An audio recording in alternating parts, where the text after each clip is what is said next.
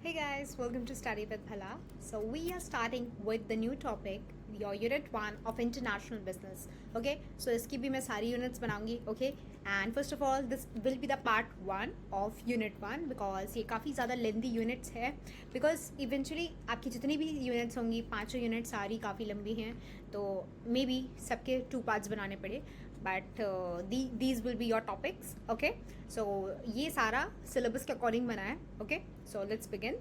So firstly, evolution of international business. So firstly talking about what actually is international business. So international business आपको पता है क्या होता है, आप definition भी लिखने को आएगा, आप लिख लोगे.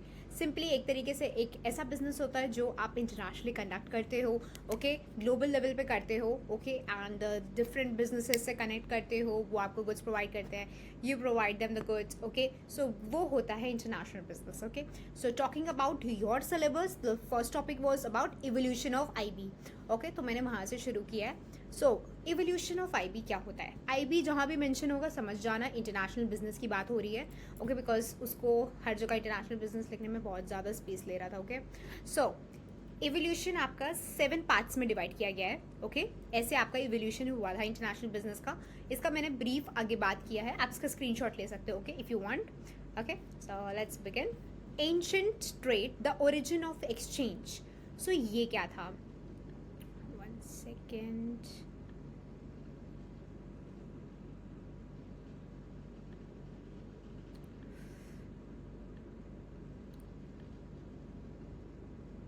Okay, so let's begin. Ancient trade, the origin of exchange. Okay, so international trade traces its roots back to ancient time when civilizations engaged in trade to acquire goods and resources not locally available.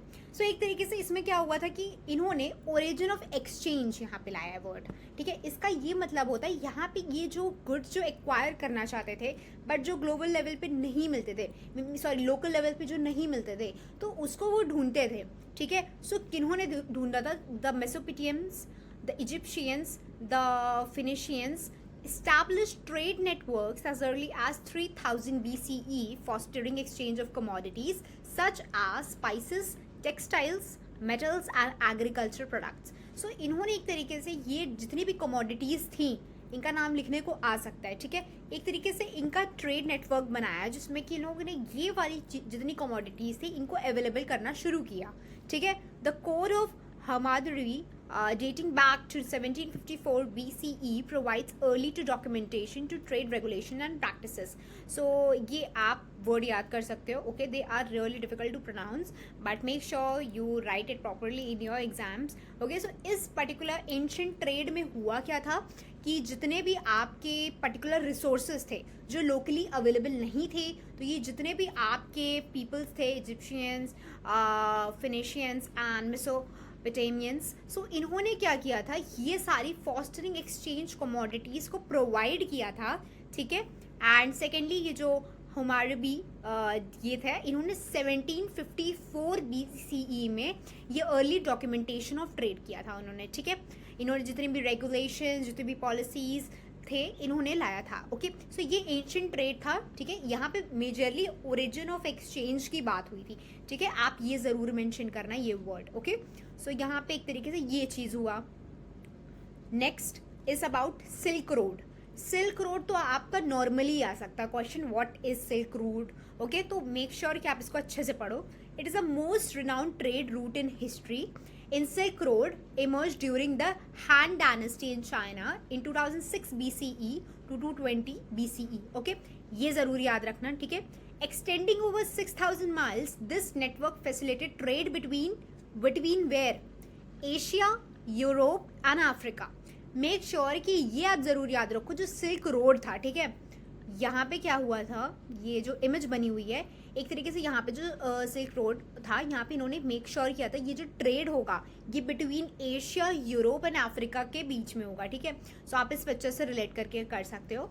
ठीक है, secondly it promoted the exchange of valuable goods like silk, spices, precious metals and cultural ideas. Okay, figures like Zhang Yan, a Chinese diplomat and explorer, played a pivotal role in expanding and solidifying this trade route. ठीक है, यहाँ पे क्या बात हो रही है कि इस सिल्क ट्रेड रूट में क्या हुआ था कि इन्होंने एक्सपैंड किया था कि ठीक है, जितने भी आपकी ये पर्टिकुलर वैल्यूएबल गुड्स थे like spices, silk, precious metals and cultural ideas को इन्होंने एक तरीके से एक्सपैंड किया था. एंड सेकेंडली जो ज़ैंग यान था, he was the explorer and he paid the most important role, the pivotal role in expanding and solidifying this particular trade route. Okay, so एक तरीके से हान डायनेस्टी में ये इमर्ज हुआ था, ठीक है. एंड ये सारी चीज़ें हुई थी, ये मीन्स वैल्यूएबल प्रोडक्ट का एक्सचेंज हुआ था between where Asia, Europe and Africa. ये सारे words make sure you write them down, because आपको देखिए यही सारी चीज़ें बस आपको लिखनी होगी, आपको फुल मार्क्स मिल जाएंगे. ओके, अगर आप एक पॉइंट के अंदर अगर 3 पॉइंट भी अगर लिख रहे हो आपको मिल जाएंगे marks. Okay, then age of exploration, इसको एक तरीके से न्यू ट्रेड रूट्स वाला एक्सप्लोरेशन बोलते हैं, क्योंकि यहाँ पे जो नए ट्रेड रूट्स थे उनके बारे में एक तरीके से पता चला था कि अच्छा हाँ यहाँ पे जाएंगे तो we can get something. So what was it? The age of exploration in the 15th to 17th century witnessed significant expansion of international trade routes.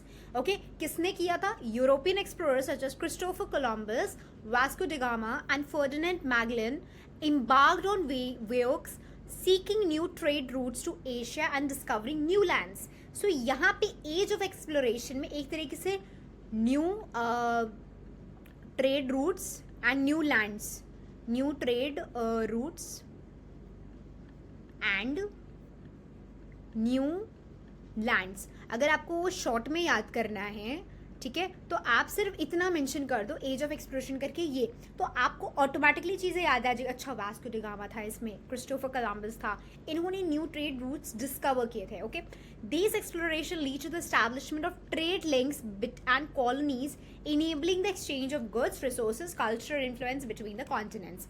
Okay, so देखिए सिल्क रोड में कौन था? हान डायनेस्टी की बात हुई थी, राइट. फिर आपका ज़ैंग यान था, उन्होंने एक्सप्लोर किया था, ठीक है. यहाँ पे एज ऑफ एक्सप्लोरेशन में 15th to 17th सेंचुरी में किसने किया? इन लोगों ने किया था, ठीक है. Make sure you remember their names.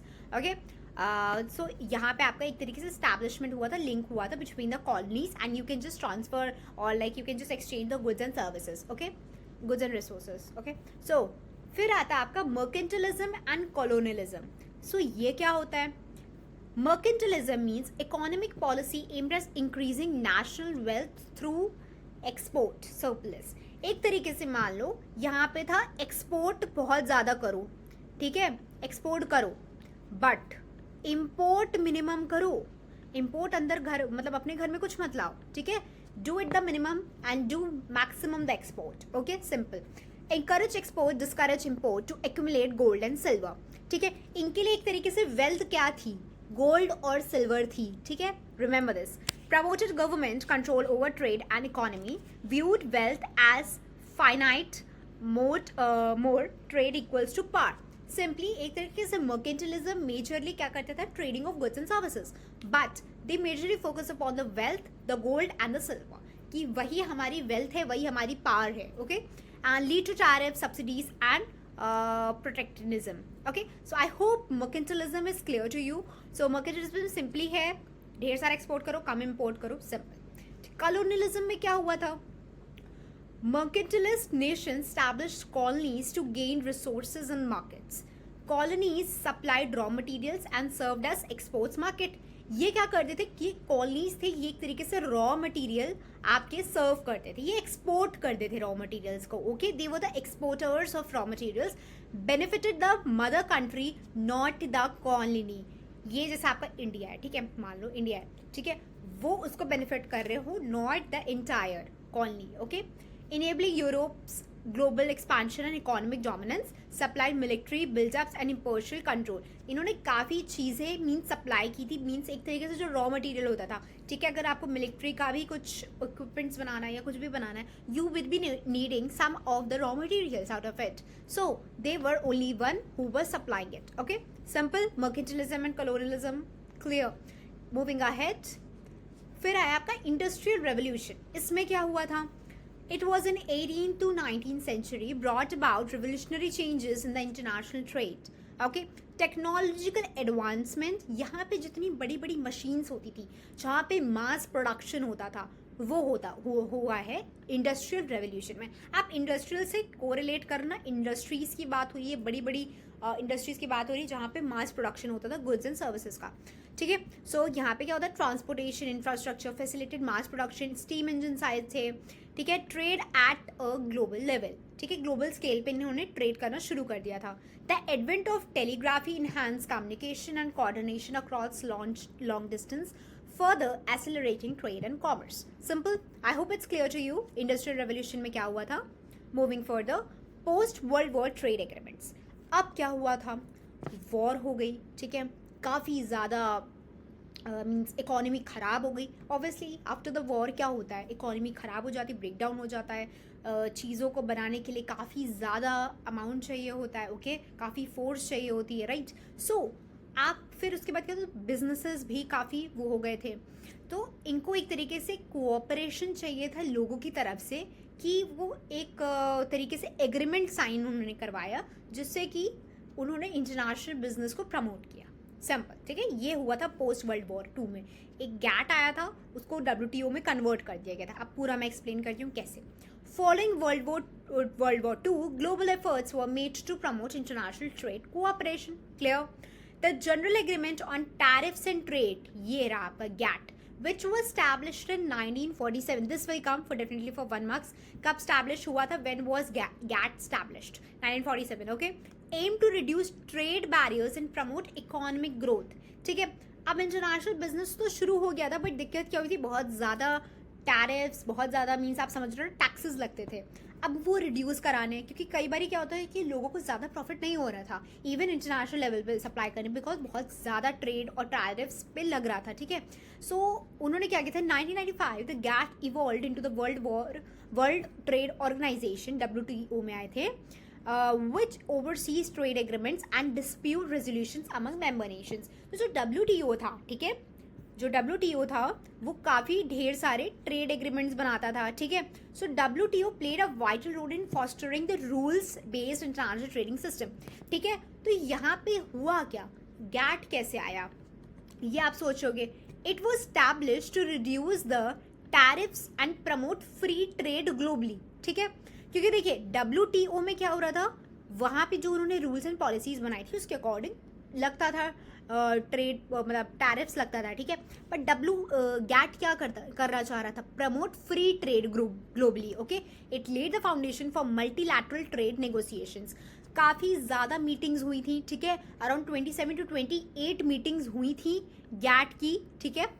On 1 January 1995 GATT was replaced by WTO, which now manages global trade rules and dispute resolutions, ठीक है। WTO oversees trade rules, settle disputes and support global trade stably. It promote rules based international trading system among member countries, ठीक है। I hope it's clear to you. So 1 second. So I hope it's clear to you all the agreement thing, okay. कैसे replacement हुआ, कब replacement हुआ, okay, remember the dates, okay, because they would be definitely be asking you. So moving further, the last one, digital era. Digital era ज़्यादा define करने की जरूरत नहीं है। डिजिटल एरा में क्या हुआ, सिंपली सारी चीज़ें ई-कॉमर्स हो गया, rise of e-commerce, okay. Integrated global supply chain and tech enables instant global trade and digital service. जितने भी सर्विसेज आप अभी यूज़ कर रहे हो, अमेजोन, फ्लिपकार्ट, ओके, जो भी आप पेमेंट मेथड्स यूज़ कर रहे हो, पेपाल, पेटीएम, भीम, सो ये सब क्या है, ये सब because of the digital era you can pay on a global level anywhere in the world. Secondly आप कुछ भी कहीं से भी परचेज कर सकते हो, okay. So this is all about digital era. So कैसे इवोल्यूशन हुआ, I hope it's clear to you. Moving further, 1 second. अब अगर आप इसको देखें, ठीक है, जितने भी हमने अभी 7 पढ़े थे, ठीक है, अब अगर मैं सब में एक एक मेन पॉइंट लेके चलूँ तो आई होप आपको इवोल्यूशन तो क्लियर होगा। आपका 10 मार्क्स तो फॉर श्योर सिक्योर्ड है। एंशिएंट ट्रेड में क्या हुआ था, ओरिजिन ऑफ एक्सचेंज हुआ था, ठीक है। यहाँ पे आपने थोड़े थोड़े स्पाइसेस, सिल्क और ये सब जितने प्रोडक्ट्स हैं वहाँ का आपने ओरिजिन किया था। Then Silk Road Asian global trade network, ठीक है। फिर यहाँ पे जो हान डायनेस्टी हुई थी, ठीक है, जैंग यान थे, उन्होंने उसको आपको एक्सप्लोर किया और जितने प्रोडक्ट्स का एक्सचेंज हुआ था। एज ऑफ एक्सप्लोरेशन में क्या था, new horizons and new trade roots किसने किया था, वास्को डिगामा। हाँ, सो ये सब क्रिस्टोफर कोलंबस, इन्होंने क्या किया था, न्यू ट्रेड रूट्स निकाले। अच्छा, यहाँ से भी आ सकते हैं गुड्स, एक्सचेंज किए जा सकते हैं, ठीक है, spices, okay and all. Mercantilism and colonialism, I hope it's clear. Trade as a national policy, so यहाँ पे एक तरीके से उन्होंने क्या किया कि जितने भी आप एक्सपोर्ट कर रहे हो एक्सपोर्ट करो, इम्पोर्ट मिनिमम करो। कॉलोनियलिज्म में क्या किया इन्होंने, जितना कोशिश किया उतना आप अपना रॉ मटेरियल्स, ठीक है, eight a global level supply किया कॉलोनियलिज्म ने। इंडस्ट्रियल रेवोल्यूशन में क्या हुआ था, टेक्नोलॉजिकल एडवांसमेंट ट्रांसफॉर्म ट्रेड, जितने स्टीम इंजन, मास प्रोडक्शन हुआ था, ठीक है, इंडस्ट्रियल रेवोल्यूशन में हुआ था। पोस्ट वर्ल्ड वॉर 2 में क्या हुआ था, यहाँ पे एक तरीके से बहुत ज़्यादा ट्रेड और टैरिफ लगता था प्रोडक्ट्स पे जब इंटरनेशनली जाते थे, तो फिर गैट आया, ठीक है, गैट कब आया याद रखना, ठीक है। देन सेकेंडली फिर उसकी वजह से क्या हुआ, ट्रेड और टैरिफ्स फ्री हो गए, ओके। डिजिटल एरा क्या हुआ, e commerce and global supply chains, now you can purchase any good from anywhere, okay, global level पे आप परचेज कर सकते हो, इंटरनेशनल लेवल पे, ओके। आई होप, देखिए मैंने सब में एक एक मेन पॉइंट बना दिया, जिससे कि अगर आप नहीं भी समझ पाए तो अगर आप उसको भी लिख दोगे तो कुछ थोड़ा सा डिफाइन कर दो, मार्क्स मिल जाएंगे, okay. So evolution is clear, moving further. So we are coming upon what is globalization. Okay, so globalization क्या होता है? I know it's everybody knows that. It's a term used to describe how trade and technology have made the world into a more connected and interdependent place. ठीक है, globalization क्या होता है, एक तरीके से जैसे आप लोगों से ग्लोबली कनेक्ट करते हो, ओके। अगर आप बिजनेस के पॉइंट ऑफ व्यू से करो तो आप ग्लोबली कैसे, मीन्स जैसे दुबई से अगर you have to buy something, so you are connected at a global level, okay. So वहाँ से आप परचेज कर रहे हो गुड्स, ओके। सो उनको आप जो भी उनका एक्सपेंस है आप उसको पे कर रहे हो, so it is all about globalisation, okay. Globalisation also captures in the scope of the economic and the social changes that have come about as a result. ये सारी चीज़ों को कैप्चर करता है, okay. Flow of people, goods, ideas, diseases etcetera, ये सब कुछ आपका ग्लोबलाइजेशन में आता है, okay. It's just not about just business, it's about everything, okay. Moving further, features of globalization, ठीक है। So features तो हमने पूरे आपके क्लियर कर देते हैं। फर्स्टली आपका इंटीग्रेशन विथ ग्लोबल इकोनॉमी, ये आपका 5 मार्क्स का क्वेश्चन है, ओके।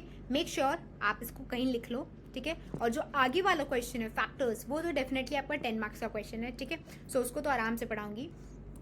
जैसे आप कहता है integration with global economy, global level पे कंपनीज के साथ कनेक्ट करना, उनके साथ कोलैब करना, it's all about globalisation. Foreign investment and competition, foreign investment कई बार क्या होता है, like people make investment in bitcoins and everything, so ये सब क्या है, ये सब एक तरीके से फॉरेन की चीज़ें हैं, ठीक है। उसमें अगर आप इन्वेस्ट करते हो, ठीक है, अकॉर्डिंग टू इंडियन करेंसी और according to their US dollars, तो काफ़ी ज़्यादा एक इमेंस कॉम्पिटिशन बनता है, ठीक है, प्राइसेस को लेके, ठीक है, करेंसीज को लेके। सो एक तरीके से फॉरेन इन्वेस्टमेंट एंड कंपटीशन में काफ़ी इंटरेस्टेड रहते हैं लोग उसको करने में। फ्री ट्रेड एंड लिबरलाइजेशन, काफ़ी ज़्यादा फ्री ट्रेड हो गया है आजकल जस्ट बिकॉज ऑफ गैट, आज you have studied. So GATT से क्या होता है कि आप आराम से फ्री ट्रेड कर सकते हो, बहुत ही कम आपका लाइक टैक्सेस लगता है, ओके। लिबरलाइजेशन, आपको काफ़ी ज़्यादा छूट मिल चुकी है चीज़ों को लेके, ठीक है, बिकॉज एक तरीके से बिजनेस के एक ऐसी चीज़ है जो एक और दूसरी इकोनॉमी को बहुत अच्छा मीन्स अच्छे पार्टनर्स बना देते हैं at a like global level as well as at international levels, ठीक है। Removal of tariffs and quotas, जितने भी टैरिफ्स थे, जितने भी कोटाज लगते थे, ठीक है, तो वो सारे रिमूव हो गए हैं। ग्रोथ ऑफ एमएनसीज, जितने भी मल्टीनेशनल कंपनीज हैं, because they all are connected globally now, okay. Even आजकल क्या होता है, कुछ एमएनसीज आपकी यूएस में है, so now they are opening in India as well. So ये सब क्या है, ये just because of globalisation, okay. For example आपकी एक कंपनी है मैकेंजी, ओके। सो मैकेंजी आपकी यूएस पेरिस में भी है, okay, and it is in India also in Gurgaon. So आप समझ सकते हो कि उसका कनेक्शन, उसका globalisation level is because the growth of MNCs, multinational companies की वजह से ही तो हो रहा है ये सब।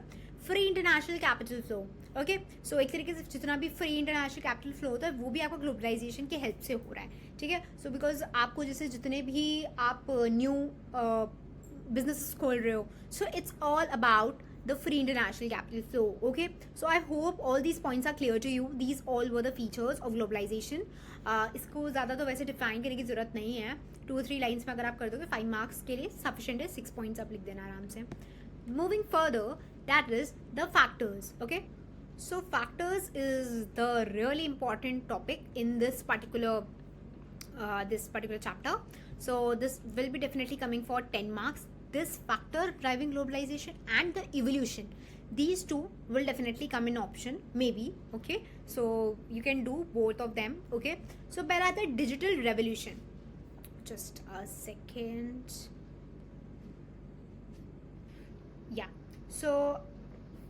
So digital revolution. अब इसमें क्या होता है डिजिटल रेवोल्यूशन? सिंपल वर्ड से समझ आ रहा है. डिजिटल रेवोल्यूशन एक तरीके से like internet equals to global access to goods and services. अगर आप कोई प्रोडक्ट आपको परचेज करना है, okay, on internet, okay, so at a global level, आप जैसे आपको कोई बुक परचेज करनी है, okay, so that book name is The Tempest. Okay, if you're searching for the Tempest on Amazon, okay, you are finding it for rupees 500. Okay, you are finding it on Flipkart, you are getting it for 345.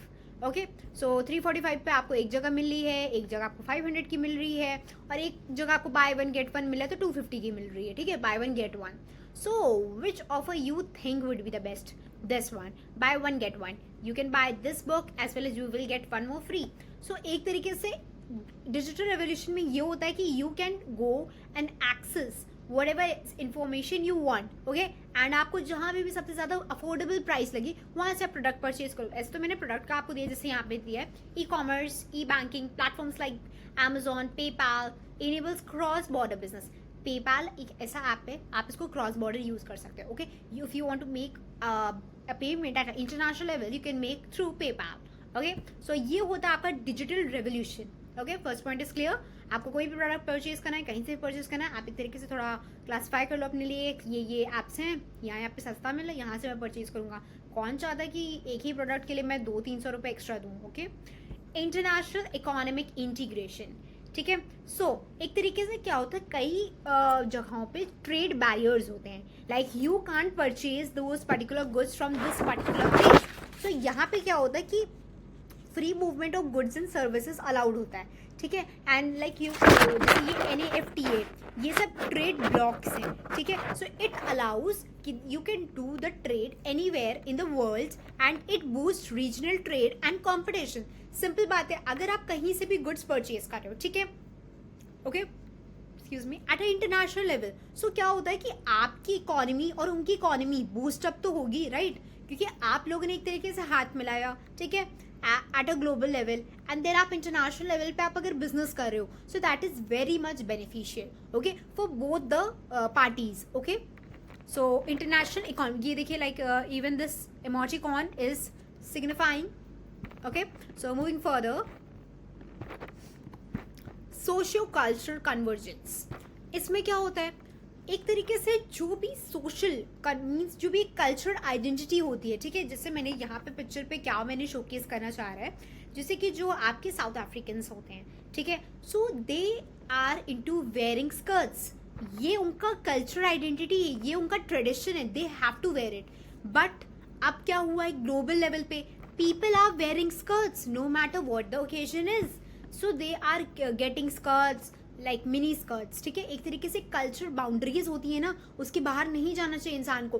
तो ये लोग क्या कर रहे हैं कि global level पे products बना रहे हैं जैसे स्कर्ट्स. ठीक है, विच मतलब उसमें तो कोई चेंजेस की जरूरत ही नहीं है.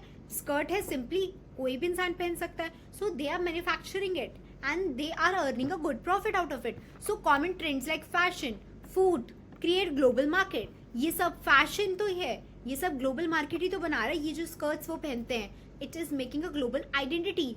ओके, भले किसी को नहीं पता होगा कि अच्छा ये उनकी कल्चरल आइडेंटिटी थी विच वी आर कॉपिंग, ये कोई नहीं मानेगा. ठीक है, ये होता है आपका ग्लोबलाइजेशन की वजह से.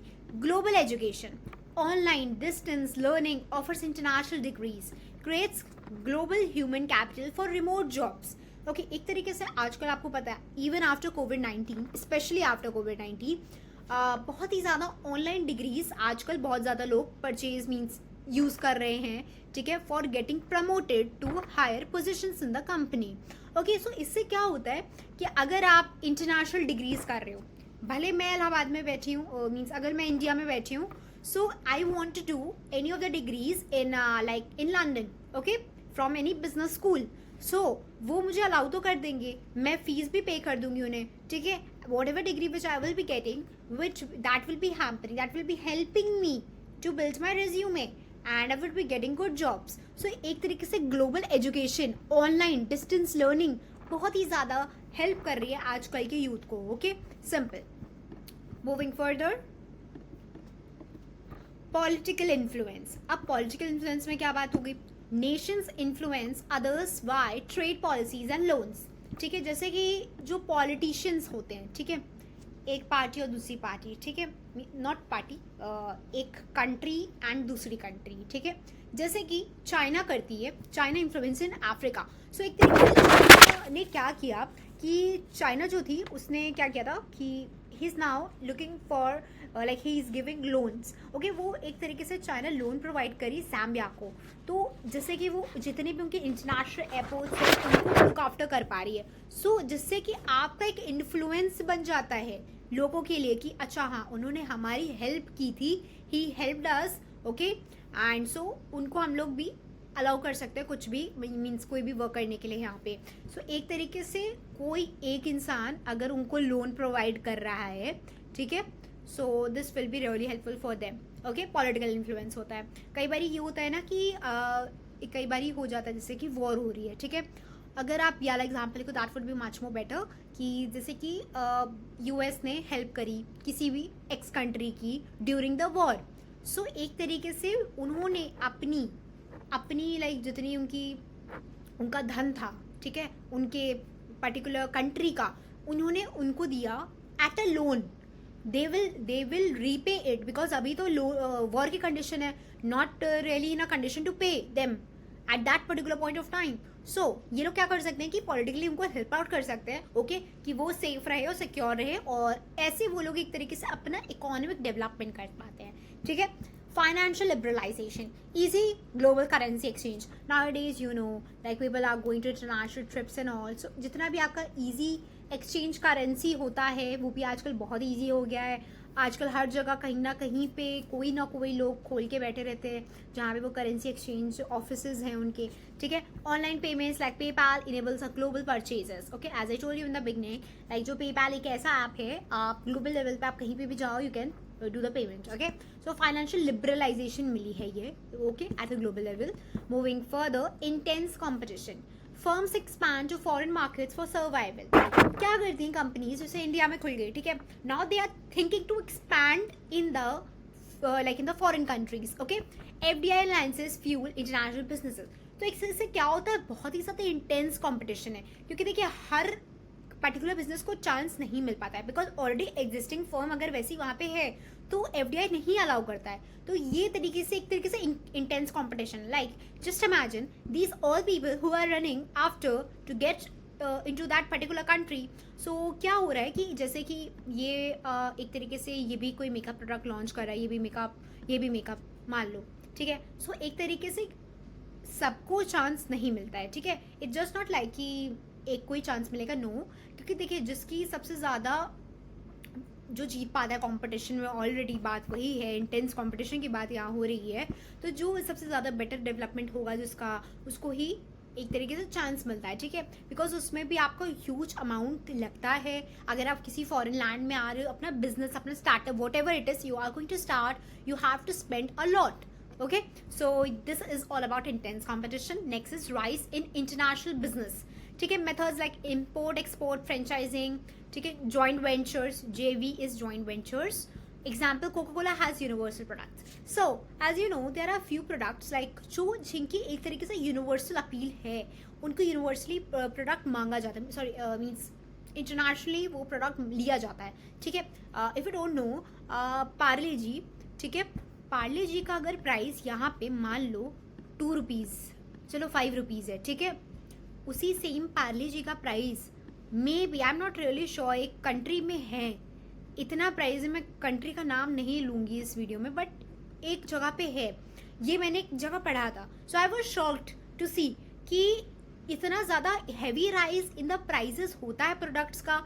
अगर वही प्रोडक्ट चलो हमारे इंडिया में मैन्युफैक्चर हो रहा है, वो प्रोडक्ट इतने ज़्यादा हाई रेट पे मिलता है, तो उससे काफ़ी ज़्यादा इंटरनेशनल बिजनेसेस में हेल्प होती है, ठीक है, वही उसी ग्लोबल प्रोडक्ट की, ठीक है। सो इम्पोर्ट एक्सपोर्ट की वजह से फ्रेंचाइजिंग, बिकॉज उसमें भी अगर वो प्रोडक्ट इंटरनेशनल लेवल पे जा रहा है, सो वो इतने वेज में जाएगा, ठीक है, you can see.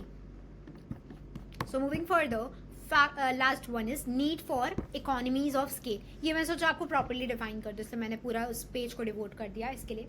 Cost saving while large scale production, simple बात है, आप ढेर सारी प्रोडक्शन करो, ठीक है, छोटे प्राइस पे, सो आपको इकोनॉमीज ऑफ स्केल हो पाएगा। जैसे कि फॉर एग्जाम्पल, आप एग्जाम्पल समझो, in a factory, if a factory makes 100 juices, ठीक है, 100 जूस बना रही है, 100 juice boxes each at 10 rupees, ठीक है।